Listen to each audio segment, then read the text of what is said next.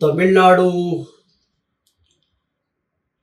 ರೂಪಾಯಿ ಚಿಹ್ನೆಯನ್ನ ತಮಿಳು ಲಿಪಿಯಲ್ಲಿ ಮಾಡಿರುವಂಥದ್ದು ಅವರ ಪ್ರಾದೇಶಿಕವಾದಂಥ ಆಲೋಚನೆ ಇದೆಯಲ್ಲ, ಪ್ರಾದೇಶಿಕವಾದಂಥ ಚಿಂತನೆ ಇದೆಯಲ್ಲ, ಮತ್ತೆ ಅವರ ಭಾಷಾಭಿಮಾನ ಇದೆಯಲ್ಲ, ಅದನ್ನ ನಾನು ವಿಶೇಷವಾಗಿ ತಮಿಳುನಾಡಿನ ನಡೆಯನ್ನ ಸ್ವಾಗತ ಮಾಡ್ತೇನೆ. ಯಾಕೆ ಅಂದ್ರೆ ಭಾರತ ಅನ್ನೋದು ಭಾಷೆ ರಾಜ್ಯಗಳ ಒಕ್ಕೂಟ ಭಾರತವೇ ಹೊರತು ಹಿಂದಿ ಭಾಷಾ ಒಕ್ಕೂಟದ ಭಾರತ ಅಲ್ಲ. ಹಿಂದಿ ಭಾಷೆಯ ದೇಶ ಭಾರತ ಅಲ್ಲ. ಹಲವು ಭಾಷೆಗಳ ಹಲವು ಸಂಸ್ಕೃತಿಗಳ ಒಳಗೊಂಡಂತೆ ಇದು ಭಾರತ. ಹಾಗಾಗಿ ಪ್ರತಿ ಸಂದರ್ಭದಲ್ಲೂ ಸಹ ನೀವು ಉತ್ತರ ಭಾರತದ ಹಿಂದಿ ಮಾತಾಡುವಂಥವ್ರು ತುಂಬಾ ಜನ ಇದ್ದಾರೆ ಅನ್ನೋ ಕಾರಣಕ್ಕೋಸ್ಕರ ಹಿಂದಿ ಭಾಷೆಯನ್ನ ಎಲ್ಲ ಹಂತದಲ್ಲೂ ಬಲವಂತವಾಗಿ ಹೇರಿಕೆ ಮಾಡೋದಿದೆಯಲ್ಲ, ಅದು ಸರಿಯಾದ ತೀರ್ಮಾನ ಅಲ್ಲ. ಈಗ ನೀವು ಬಳಸಿರುವಂತ ಲಿಪಿ ಇದೆಯಲ್ಲ, ನೀವು ಬಳಸ್ತಿದ್ದಂಥ ಲಿಪಿ ದೇವನಾಗರಿ ಲಿಪಿ, ಆ ಚಿಹ್ನೆ ಅದು ನೀವು ಬಳಸ್ಕೊಡಿ, ನಾವೇನು ಬೇಡ ಅಂತ ಹೇಳ್ತಾ ಇಲ್ಲ. ಆದರೆ ನಮ್ಮ ರಾಜ್ಯಗಳಲ್ಲಿ ನಾವು ಬಳಸುವಾಗ ತಮಿಳಲ್ಲೇ ಬಳಸೋದ್ರಿಂದ, ಕರ್ನಾಟಕದಲ್ಲಿ ಕನ್ನಡದಲ್ಲೇ ಲಿಪಿಯನ್ನ ಬಳಸೋದ್ರಿಂದ, ಇಲ್ಲ ಆಂಧ್ರದಲ್ಲಿ ತೆಲುಗು ಲಿಪಿಯನ್ನ ಬಳಸೋದ್ರಿಂದ ನಮ್ಮ ಪ್ರಾದೇಶಿಕವಾದಂಥ ಭಾಷೆ ಸಂಸ್ಕೃತಿ ನಮ್ಮ ಲಿಪಿಯನ್ನ ನಾವು ಬಳಸೋದ್ರಲ್ಲಿ ತಪ್ಪೇನಿಲ್ಲ. ಯಾಕೆ ಬಳಸಬಾರ್ದು? ಅದರಿಂದ ಒಕ್ಕೂಟದ ಭಾರತಕ್ಕೆ ಯಾಕೆ ಧಕ್ಕೆ ಬರುತ್ತೆ? ಪ್ರಶ್ನೆನೇ ಇಲ್ಲ. ಯಾಕೆಂದ್ರೆ ಎಲ್ಲದರಲ್ಲೂ ಸಹ ಅಲ್ಲ, ಈಗ ಎಲ್ಲದರಲ್ಲೂ ಈಗ ಏನು ನಮ್ಮಲ್ಲಿ ಏನು ಬಳಸಬೇಕು, ಈಗ ನಾನು ಮೊನ್ನೆ ಇನ್ನೂ ಹೇಳಿದೆ, ಕರ್ನಾಟಕದ ಲೋಕ ಸೇವಾ ಆಯೋಗ ಏನಿದೆ KPSC, ಆ ಎಲ್ಲ ಪರೀಕ್ಷೆಗಳನ್ನ ಕನ್ನಡದಲ್ಲೇ ಮಾಡಿ ಅಂತ ಹೇಳಿದೆ. ನಾನು ಆಗ್ರಹ ಮಾಡಿದ್ದೆ, ಕನ್ನಡದಲ್ಲೇ ಮಾಡಿ ಅಂತ ಸರ್ಕಾರಕ್ಕೆ ಆಗ್ರಹ ಮಾಡಿದ್ದೆ. ಯಾಕೆಂದ್ರೆ ಕರ್ನಾಟಕ ಸರ್ಕಾರದಲ್ಲಿ ಅಧಿಕಾರಿಗಳೇನಿದ್ದಾರೆ, ಆ ಅಧಿಕಾರಿಗಳೆಲ್ಲರೂ ಸಹ ಕನ್ನಡದಲ್ಲೇ ವ್ಯವಹರಿಸಬೇಕು. ಕರ್ನಾಟಕದ ಸರ್ಕಾರದ ಆಡಳಿತ ಭಾಷೆ ಕನ್ನಡ ಅನ್ನುವಾಗ ಎಲ್ಲ ಕರ್ನಾಟಕದ ಎಲ್ಲ ಅಧಿಕಾರಿಗಳು ಕನ್ನಡ ಗೊತ್ತಿರೋರೇ ಆದ್ರೆ, ಕನ್ನಡ ಬರೋರೇ ಆದ್ರೆ ಅಧಿಕಾರ ಇನ್ನೂ ಸರ್ಕಾರ ಏನು ಕನ್ನಡ ಅಧಿಕೃತವಾದಂತ ಆಡಳಿತ ಭಾಷೆ ಅಂತ ಏನು ಸರ್ಕಾರ ಹೇಳುತ್ತಲ್ಲ, ಸರಿ ಆಗುತ್ತೆ. ಅದಕ್ಕಾಗಿ KPSC ನಡೆಸುವಂತ ಎಲ್ಲ ಪರೀಕ್ಷೆಗಳನ್ನ ಆಡಳಿತವಾಗಿ ಕನ್ನಡದಲ್ಲೇ ಬಳಸಬೇಕು ಅನ್ನೋದು ನನ್ನ ಆಗ್ರಹ ಇತ್ತು. ಈಗ ಅದನ್ನು ಮಹಾರಾಷ್ಟ್ರ ತೀರ್ಮಾನ ತಗೊಂಡಿದೆ.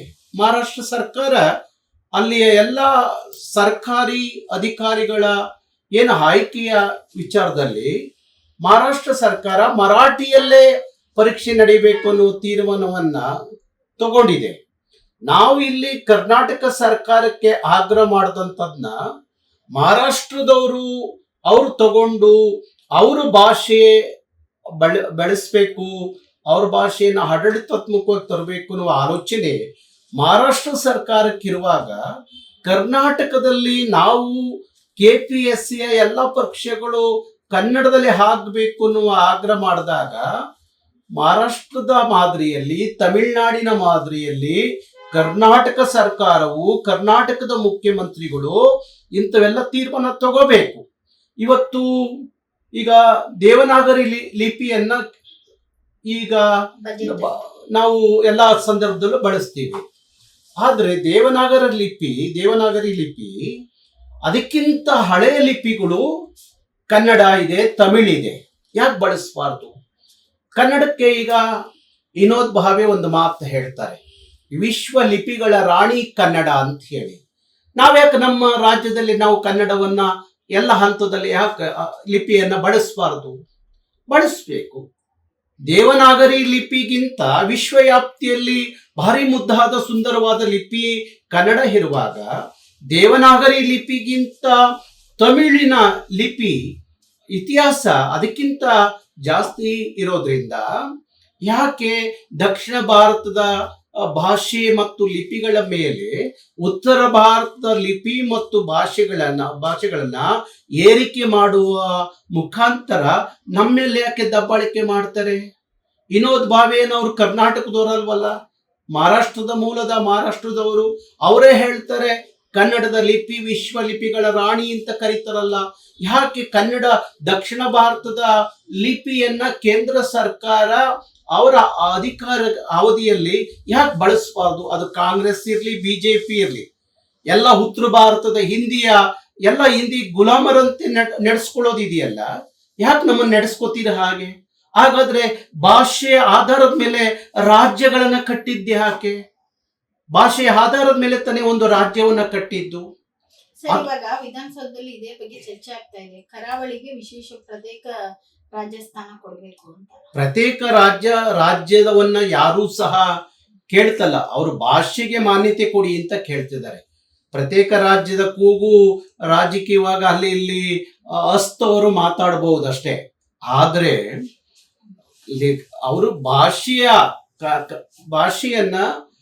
ಭಾಷೆಗೆ ಮಾನ್ಯತೆ ಕೊಡಿ ಅನ್ನೋದು ಕೆಲವು ಕಡೆ ವಾದ ಇದೆ.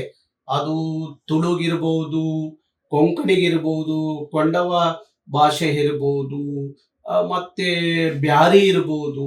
ಕರ್ನಾಟಕದಲ್ಲಿ ಅನೇಕ ಇವಕ್ಕೆಲ್ಲ ಕನ್ನಡದ ಲಿಪಿ ಇಚ್ಚಿತಿಗೆ ಬೇರೆ 1-2-3 ಭಾಷೆಗಳ ಲಿಪಿ ಇದಾಗಿರ್ಬೋದು. ಆದ್ರೆ ಸುಮಾರು 9 ಭಾಷೆಗಳು ಕರ್ನಾಟಕದ ಒಳಗಡೆ ಇರುವಂತಕ್ಕೆ ಕನ್ನಡದೇ ಲಿಪಿ ಆಗಿದೆ. ಹಾಗಾಗಿ ನಾನು ಹೇಳುವಂಥದ್ದು ಅಂದ್ರೆ ನೋಡಿ, ಭಾರತ ಸರ್ಕಾರದ ನಾನು ಬಿಜೆಪಿ ಅಂತ ಹೇಳ್ತಾ ಇಲ್ಲ, ಅದು ಕಾಂಗ್ರೆಸ್ ಇರ್ಬೋದು, ಬಿಜೆಪಿ ಇರ್ಬೋದು, ಭಾರತ ಸರ್ಕಾರದ ಎಲ್ಲ ಯೋಜನೆಗಳನ್ನ ಭಾರತಕ್ಕೆ ಕೊಡುವಾಗ ಉತ್ತರ ಭಾರತದ ಮೂಲದ ಹಿಂದಿಯ ಭಾಷಾ ಪದ ಬಳಕೆಯನ್ನೇ ಮಾಡಿ ನಮ್ಮ ಮೇಲೆ ಏರಿಕೆ ದಬ್ಬಾಳಿಕೆ ಮಾಡ್ತಿರಲ್ಲ.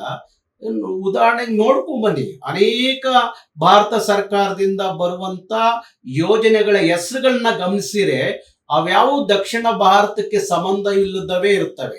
ಹಾಗಾದ್ರೆ ನೀವು ಬರೇ ಒಂದು ಭಾರತ ಅಂದ್ರೆ ಅದು ಉತ್ತರ ಭಾರತ ಅಷ್ಟೇ ಅನ್ನೋದಾದ್ರೆ ಮತ್ತೆ ಎಂಥದ್ದು ನೀವು ಮಾಡಿಕೊಳ್ತಿರೋದು?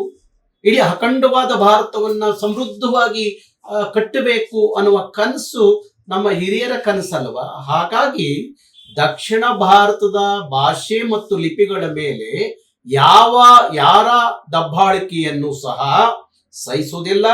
ತಮಿಳುನಾಡು ಸರ್ಕಾರ ತಗೊಂಡಂತ ತೀರ್ಮಾನ ಇದೆಯಲ್ಲ, ಅದನ್ನು ನಾನು ಅಭಿನಂದಿಸ್ತೀನಿ. ಹಾಗೆ ಮಹಾರಾಷ್ಟ್ರದವರು ಏನು ಅಲ್ಲಿಯ ಎಲ್ಲ ಅಧಿಕಾರಿಗಳ ಎಲ್ಲ ಪರೀಕ್ಷೆಗಳು, ಅಲ್ಲಿಯ ಮಹಾರಾಷ್ಟ್ರ ಲೋಕ ಸೇವಾ ಆಯೋಗ ಏನಿದೆ ಅದು ನಡೆಸುವ ಎಲ್ಲ ಪರೀಕ್ಷೆಗಳನ್ನ ಮರಾಠಿಯಲ್ಲೇ ನಡೆಸಬೇಕು ಅನ್ನುವ ಸರ್ಕಾರದ ತೀರ್ಮಾನ ಇದೆಯಲ್ಲ, ನಾನು ಮಹಾರಾಷ್ಟ್ರ ಸರ್ಕಾರವನ್ನು ಆ ವಿಚಾರದಲ್ಲಿ ಅಭಿನಂದಿಸ್ತೀನಿ.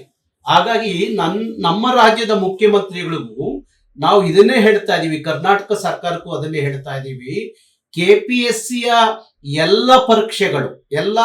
ಪರೀಕ್ಷೆಗಳನ್ನು ಸಹ ನೀವು ಕನ್ನಡದಲ್ಲೇ ನಡೆಸಿ. ಯಾಕಂದ್ರೆ ಕರ್ನಾಟಕದಲ್ಲಿ ಆಡಳಿತ ಮಾಡುವಂತ ಅಧಿಕಾರಿಗಳಿಗೆ ಕನ್ನಡ ಚೆನ್ನಾಗಿ ಗೊತ್ತಿದ್ರೆ ಸಾಕು. ಇಂಗ್ಲಿಷ್ನ ಒಂದು ಭಾಷೆಯಾಗಿ ಓದ್ಕೊಂಡಿರ್ತಾರೆ, ಇಂಗ್ಲಿಷ್ನ ಕಲ್ತಿರ್ತಾರೆ, ಅದು ನಡೆಯುತ್ತೆ. ಆದ್ರೆ ಅದಕ್ಕಿಂತ ಹೆಚ್ಚು ಜವಾಬ್ದಾರಿ ಏನಂದ್ರೆ ಕರ್ನಾಟಕ ಆಡಳಿತ ಭಾಷೆ ಕನ್ನಡ ಅನ್ನುವಾಗ ಇಲ್ಲಿಯ KPSCಯಲ್ಲಿ ಆಯ್ಕೆ ಮಾಡುವಂತ ಪರೀಕ್ಷೆಗಳು, ನಡೆಸುವಂತ ಪರೀಕ್ಷೆಗಳು ಎಲ್ಲದರಲ್ಲೂ ಸಹ ಕನ್ನಡದಲ್ಲೇ ಆಗ್ಬೇಕು. ಹಾಗೆ ಲಿಪಿನೂ ಅಷ್ಟೇ. ಲಿಪಿಯನ್ನು ಸಹ ಏನು ತಮಿಳುನಾಡಿನ ಆಗ್ರಹ ಏನಿದೆ, ಹಾಗೆ ಕರ್ನಾಟಕದಲ್ಲೂ ಸಹ ವಿಶ್ವದ ಲಿಪಿಗಳ ರಾಣಿ ಕನ್ನಡ ಅನ್ನಿಸ್ಕೊಳ್ಳುವಾಗ ನಮ್ಮ ಸರ್ಕಾರವೂ ಸಹ ಕನ್ನಡದ ಲಿಪಿಯನ್ನೇ ಬಳಸುವಂತದ್ದು ಆಗ್ಬೇಕು ಅಂತ ಹೇಳಿ ರಾಜ್ಯ ಸರ್ಕಾರವನ್ನ ಆಗ್ರಹಿಸ್ತೀನಿ.